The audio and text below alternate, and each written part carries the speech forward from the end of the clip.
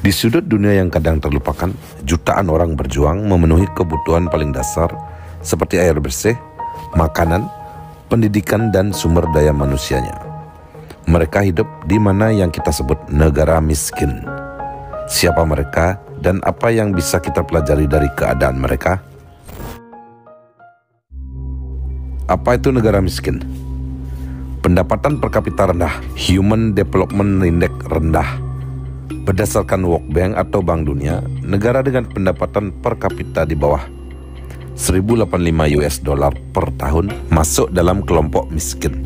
Di antara puluhan negara tersebut, beberapa nama yang sering muncul adalah 1.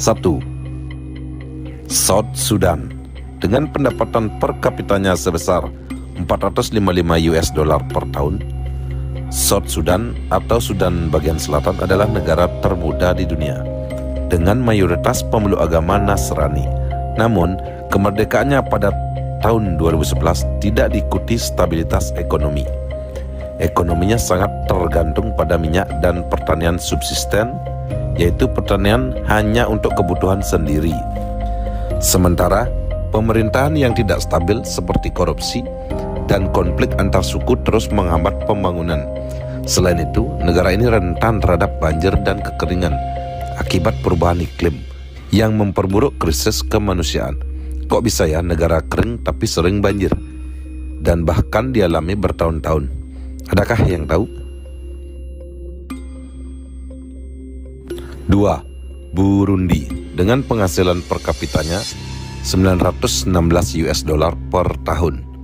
Masih di seputaran Afrika, Burundi adalah negara daratan tertutup dan kekurangan sumber daya alam. Lebih dari 90% penduduk bekerja di sektor pertanian. Sebagian besar juga berskala subsisten yang menyumbang sekitar 40 PDB. Infrastruktur seperti jalan dan listrik juga sangat terbatas, sehingga mempersulit akses ke pasar dan layanan dasar perekonomian.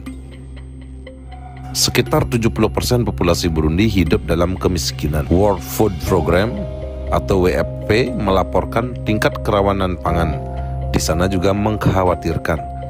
52% anak di bawah 5 tahun mengalami stunting atau yang disebut gangguan pertumbuhan pada anak.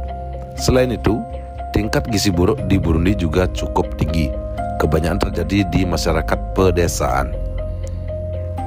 3. Republik Afrika Tengah dengan pendapatan per kapitanya 1.120 US dollar per tahun.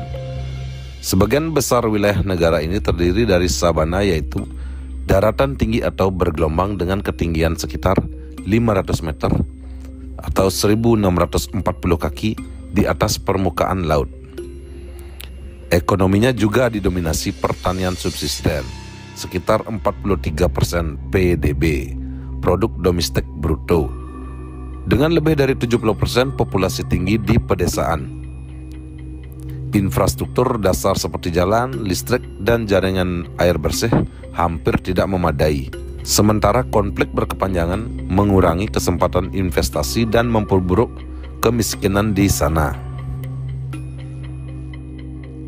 4. Republik Demokratik Kongo dengan pendapatan per kapita sebesar 1.500 US dollar per tahun. Meskipun negara ini kaya akan mineral termasuk tembaga, kobalt, dan emas, DRC terus terpuruk oleh korupsi, konflik bersenjata, pemberontakan, ketakutan warga dengan serangan bersenjata yang sering terjadi, dan penyelundupan mineral ilegal yang merampas pendapatan negara. Perang di wilayah timur telah mengakibatkan jutaan orang mengungsi, memicu krisis kemanusiaan yang mengkhawatirkan dan berkepanjangan. Selanjutnya, yang terakhir, 5. Mozambik. Pendapatan per kapita 1.650 US dollar per tahun. Mozambik menghadapi krisis utang tersembunyi sejak tahun 2016, ditambah siklon tropis berulang, pandemi COVID-19, konflik di utara, ancaman terorisme, kekerasan, dan penculikan. Akibatnya, pertumbuhan ekonomi sangat rentan, masih sangat tergantung pada ekstraktif gas alam dan proyek pertambangan, sementara pembangunan infrastruktur utama tertunda. Kelima negara ini menempati posisi terbawah dunia dalam hal PDB per kapita karena kombinasi faktor sejarah, politik, dan geografi. Konflik berkepanjangan, ketergantungan pada pertanian subsisten atau sumber daya ekstraktif, serta infrastruktur yang sangat lamban. Apa penyebab negara tersebut miskin? Pastinya konflik dan ketidakstabilan politik serta perang saudara, kekerasan, atau pergantian rezim yang tidak menentu. Perusakan infrastruktur, mengusir investor, dan memaksa rakyat mengungsi. Semua faktor ini menghentikan aktivitas ekonomi dan menurunkan produktivitas secara drastis. Kurangnya akses dan kualitas sistem kesehatan. Sistem kesehatan yang lemah, kurangnya tenaga medis, fasilitas publik minim, obat-obatan langka, dan penyakit kronis tinggi, menurunkan daya kerja dan memaksa keluarga terpaksa berhutang untuk memenuhi kebutuhan pengobatan. Malnutrisi dan krisis pangan.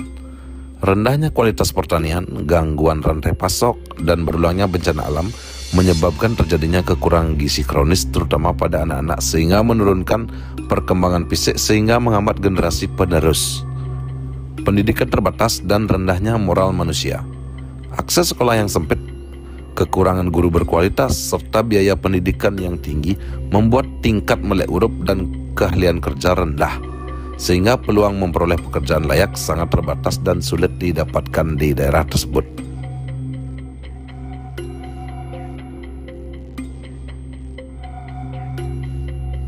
Dari 5 contoh negara miskin tersebut, kita compare dengan negara kita, Indonesia.